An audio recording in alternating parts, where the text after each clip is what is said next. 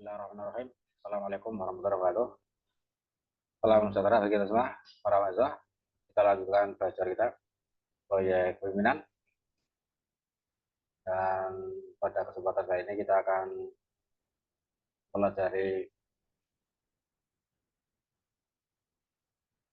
materi berikutnya, yaitu deskripsi proyek pemimpinan.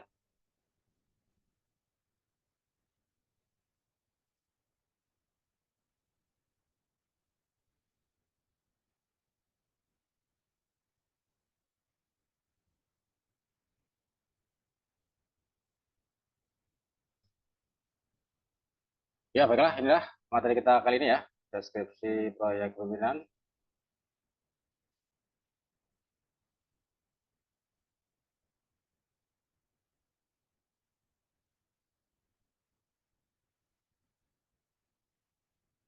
Durasi materi ini adalah satu kali pertemuan ya, 120 menit. Ya, kemudian ini CP-nya ya, mampu memiliki pengetahuan untuk memetakan tingkat penguasaan dengan mempertimbangkan proses belajar, kebutuhan, tahap perkembangan, dan latar belakang peta hidup untuk kepentingan pembelajaran.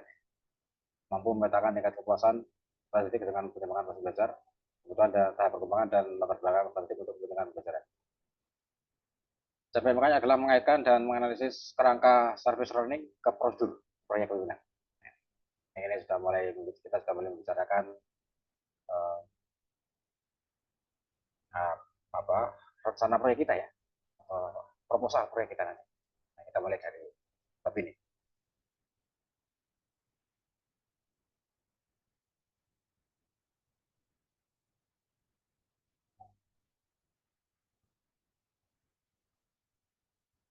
Ini gambaran kerangka teori ya, yang ya ini untuk mendasari kita menyusun sebuah proyek. Ini ada kita petik dari Sinek 2011 dalam bukunya Infinite Game. Infinite Game. Nah, ia pernah mengatakan jika kita ingin bermain dalam dunia permainan yang tak terbatas, maka kita perlu menetapkan just cause atau sebagai suatu harapan masa depan ya. Sesuatu yang membuat kita berani melakukan pengorbanan yang diperlukan demi mewujudkannya. Sesuatu yang punya alasan spesifik yang kuat ya, dan jika tercapai maka rasa pencapaian itu rasanya jauh lebih besar dibanding dengan yang dirasakan pada pencapaian lainnya. Ini ya sebuah teori yang digambarkan dari sebuah game ya, permainan ya. Maka gunakanlah kesempatan untuk berdialog, diskusi, dan memutuskan suatu perkasa perubahan yang harapan perwujudannya paling dekat dengan hati semua anggota kelompok. Jadi kita merumuskan sebuah inisiatif perubahan ya, atau aksi perubahan, suatu prakarsa perubahan ya, yang nanti sekiranya itu paling dekat dengan kita ya, dengan anggota kita ya. Jangan terlalu jauh ya, kalau nanti ya bisa jadi akan sulit terwujud ya harapan itu ya, atau kalau terwujud itu kurang dekat dengan apa kita ya, para anggota ya, manfaatnya kurang terasakan ya, atau kurang melekat ya pada para anggota.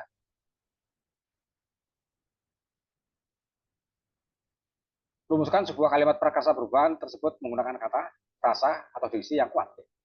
Sehingga apa yang disebut oleh proyek kelompok ini dapat dirasakan oleh semua yang membacanya. Jadi kalau nanti kita akan merumuskan sebuah prakarsa perubahan, kita buat kalimatnya yang begitu menarik gitu ya. Punya daya tarik ya, punya daya kekuatan yang semua orang kalau membaca itu wah, atau wow. Sehingga kalimatnya sebesar mungkin memiliki kekuatan tertentu yang menarik membaca. Diksinya kuat ya, dan katanya kuat ya.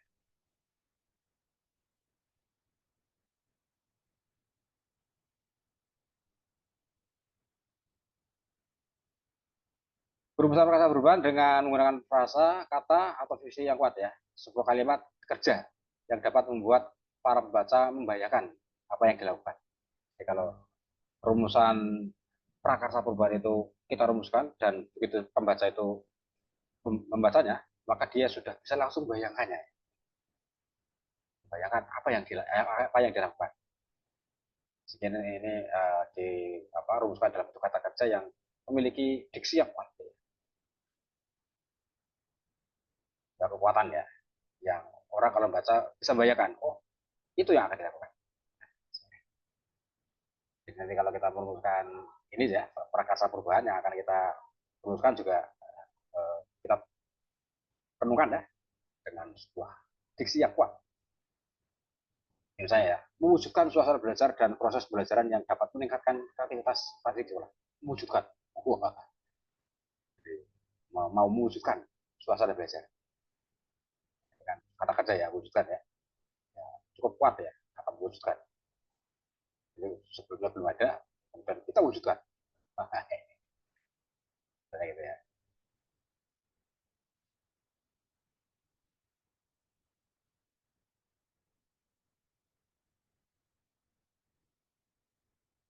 Soalnya ini mengubah, wah, mengubah lahan tidur menjadi lahan hijau di sekolah untuk menguatkan sikap gotong royong didik atau anak di sekolah ya atau komunitas. Mengubah lahan yang tadinya tidak produktif ya, lahan tidur itu menjadi lahan hijau. Wah, ini kan ya. Orang langsung bisa bayangkan ya. Oh, ini ada sekolahan yang uh, apa terapikan ya, jadi lurus.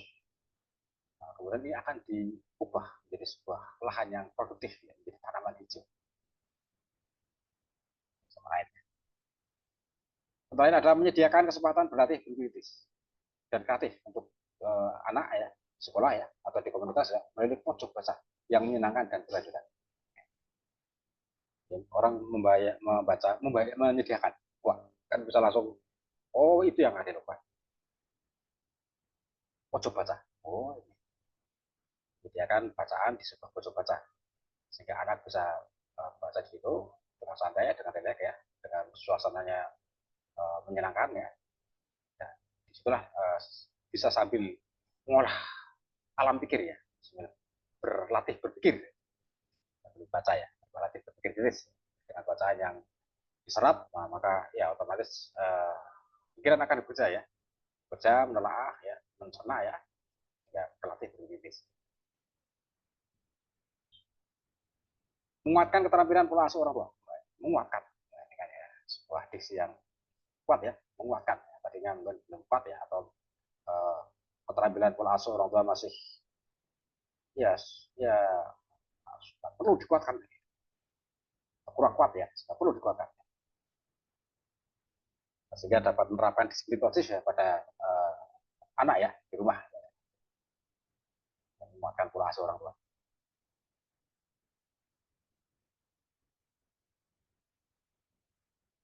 Contohnya adalah meningkatkan kegemaran membaca, meningkatkan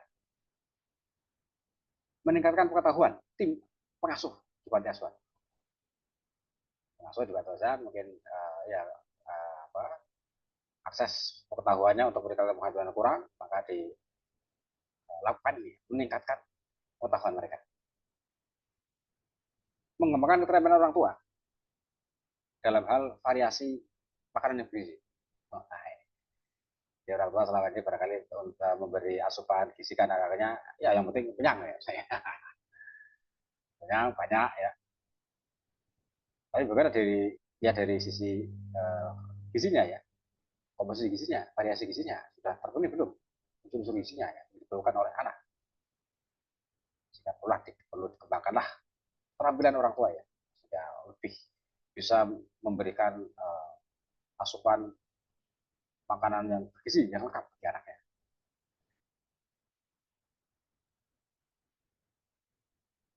Nah itu beberapa contoh ya, bagaimana kita merumuskan sebuah prakarsa perubahan dengan sebuah diksi yang kuat.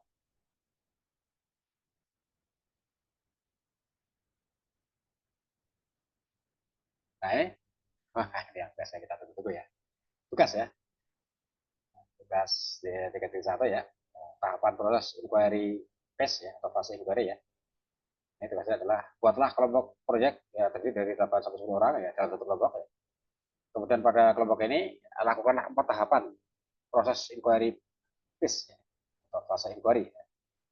Yaitu ini istilahnya ya, menyetel, mencari tahu, memilah, dan melangkah lebih jauh pada tahapan ini. Nah, fase inquiry ini ya ini dari Cat Murdoch ya, bisa menjadi salah satu acuan yang dapat kita gunakan ya. Tuangkanlah tahapan fase inquiry ini ke dalam grafik organisasi atau tabel grafis. Yang 4 tahapan tadi dituangkan dalam bentuk tabel grafis. Ini ya kita zoom dulu ya di fasenya ya. Fase turning in ya, menyetel ya. Kembangkan topik atau pertanyaan yang sudah diformulasikan pada sesi pertemuan sebelumnya ya. Jadi sudah merumuskan atau memformulasikan topik ya. Kemudian mendalami berbagai sumber informasi untuk bekal awal dalam langkah menuju penyelesaian proyek ini. Jadi kita di dalam kelompok sudah diskusi ya. Topik apa? Pertanyaan apa yang sudah dirumuskan. Nah, kemudian setelah itu kita mencari berbagai informasi lagi untuk mendalami ya topik ini. Caranya adalah dengan melakukan pencarian awal untuk mendapat informasi dasar tentang topik proyek yang akan dilakukannya.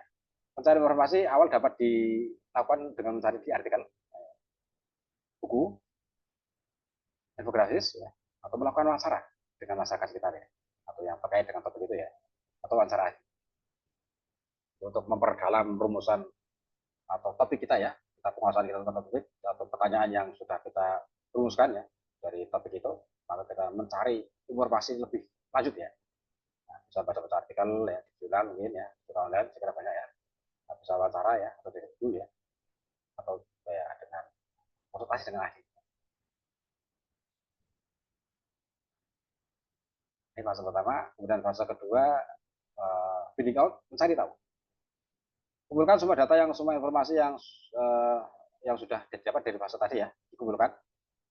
Kemudian melakukan wawancara dengan masyarakat sekitar atau mengundang narasumber yang sudah direncanakan sebelumnya ya. Lakukan observasi langsung terhadap fenomena permasalahan yang terkait dengan proyek yang akan kita dilakukan. Jadi setelah kita mendapatkan sumber informasi tadi ya, bisa dari artikel, dari buku, dari ini ya, kemudian kita melakukan wawancara ya dengan ahli atau dengan masyarakat sekitar ya. Lalu observasi, langsung observasi ke tempat ya, ke lokasi yang di situ nanti akan kita rencanakan buat proyeknya, observasi langsung lapangannya. Lakukan pemetaan untuk mendapatkan potensi, kekuatan, dan peluang untuk terwujudnya observasi. Jadi setelah kita tahu banyak informasinya, terus kita sudah mengamati observasi ya, nanti kita petakan kekuatan atau potensinya apa saja.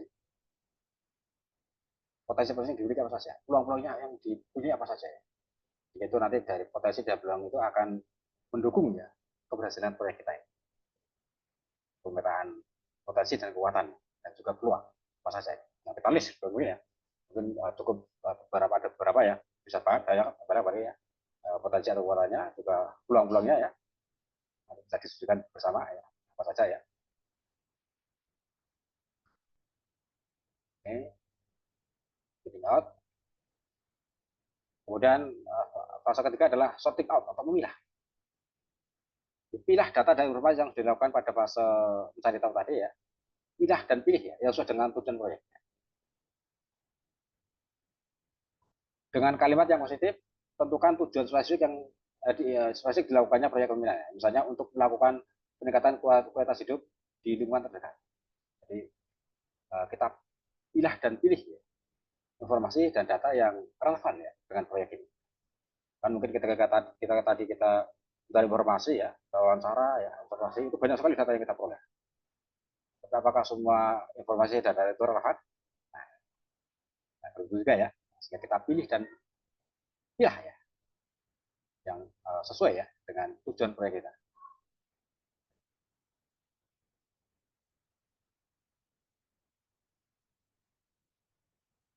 Nah, terus going further, melangkah lebih jauh. Wah, ini fase keempat ya, fase terakhir ya. Yaitu memformasikan tujuan proyek pembinaan ya, membuat profil proyek. Yaitu membuat alur kegiatan, tahap atau urutan kegiatan, aktivitas yang akan dilakukan setiap tahap ya, output, outcome ya, hasil yang diperoleh ya, target ya, waktu, jumlah, referensi, dan lain-lain yang diharapkan dapat dicapai atau dilaksanakan. Nah, ini 4 fase untuk